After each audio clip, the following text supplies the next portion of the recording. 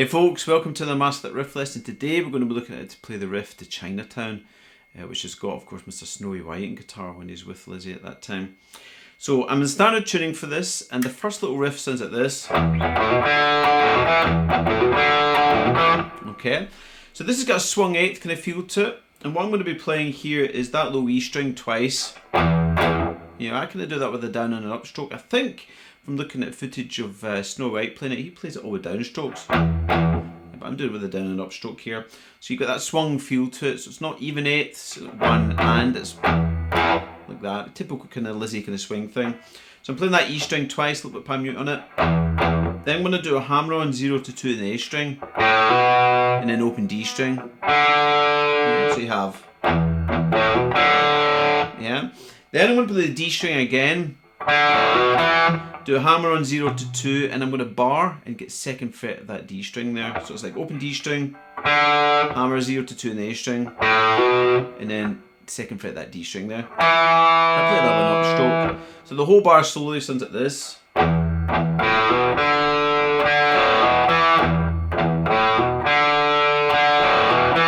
you can hear the kind of blues influence of it when you play at that kind of tempo. So basically that's our riff. We've got 8 bars of that. Then we have another 4 bars of it when the drums come in, and I think here it speeds up a little bit, maybe because the drums are coming in. I don't know if they've recorded it live or whatever. But basically playing the same riff for another 4 bars, but just speeding it up a little bit. Yeah. And then we get into this cool little descending run. So what we're playing here is E pentatonic minor. Yeah. So you would normally think of playing high up the neck, maybe at the 12th fret.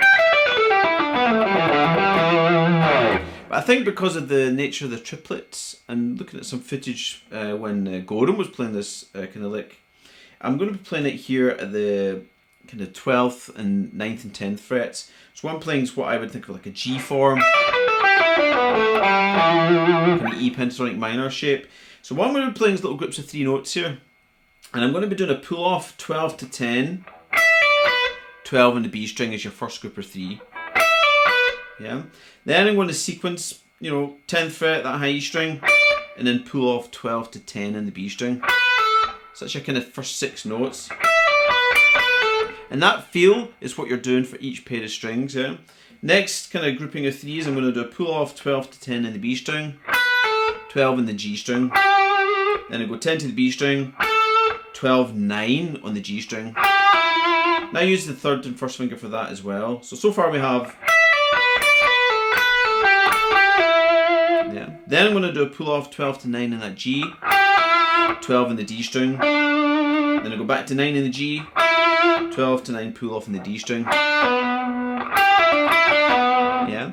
Then as you can think of the sequence, I'm going to do 12, 9 pull off in the D string, 12 in the A string, 9 in the D string, and pull off 12 to 10 on that A string there. Yeah. So it's a nice little kind of sequence, and the reason I think it's played here is for that feel where you've got, that's your 6 note kind of 2 triplet feel. If you were starting it here, you could play it, but it just doesn't have that feel because of the pull off. Yeah. So slowly the whole kind of run sounds like this.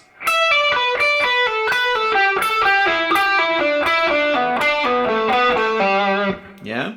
Now after we play that, we're going to jump up to basically the 12th fret area here, and I've got this little run, another little triplet combination, but now I'm starting at 15th fret, the high E string. I'm going to do a pull off 15, 12, 15 in the B, then I'm going to do 12th fret, the high E string, 15, 12 pull off on that B string. Then I play this 14th fret of the G string here, and in the recording it sounds like it's cut short, kind of staccato feel. Once I've played it, and then play a bend 15th fret B string up a whole step with vibrato. So slowly that kind of goes. Yeah. Then the next little sequence, I'm going to do a pull off 15 to 12 in that B string, 14 in the G, it's my group of 3, 12 in the B string, 14, 12 pull off in the G string. And now I'm going to go to the 14th fret of the A string, and then back up to 12th fret of the G string with some vibrato. and we kind of slide off the note to get to the kind of next chord. So that whole kind of sequence sounds like this.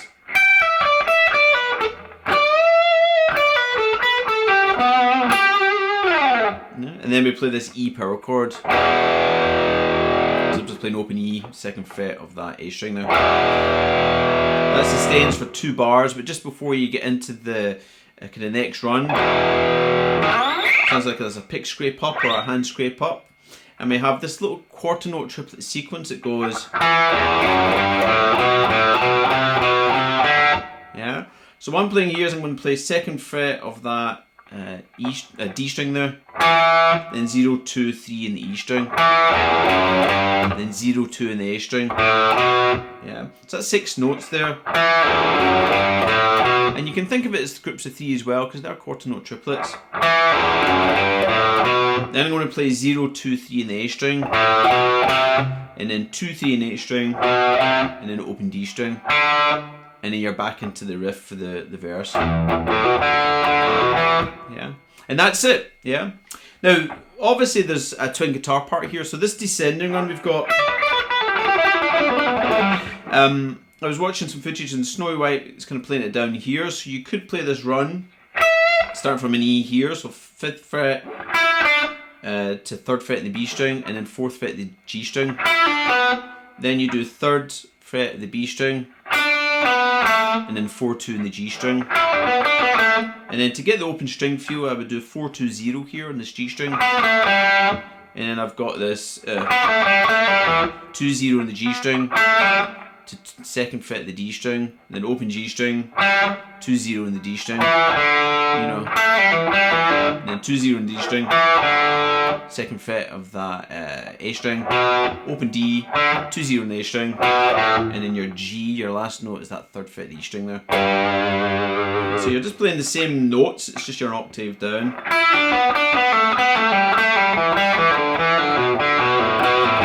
Yeah, to get the kind of harmony part. That's it, yeah. So I want to say a big huge thanks to Mark for requesting this. Actually what he wanted to look at was the little run, the little lick that's played here. I thought, it's such a cool riff, why do we do it as a kind of riff lesson?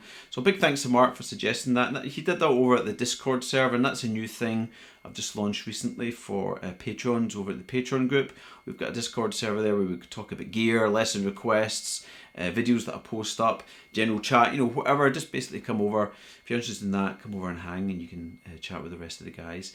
Also, if you want access to the Guitar Pro tab for this, or the animated sound slice tab I've got for this, that's something you get as a perk, as a Patreon over at the group as well. And you'll get access to all the previous lessons we've got, tab for the solos, backing tracks, jam tracks, you name it, all that stuff's over at the Patreon group. So come on over and check it out if you're interested. If you're on other platforms, you can follow me on Facebook and Instagram, and of course, if you're not subscribed, please hit that subscribe button and hit the notification bell as well. Okay, so thanks for watching, guys. Have fun with the riff. I'll see you next time.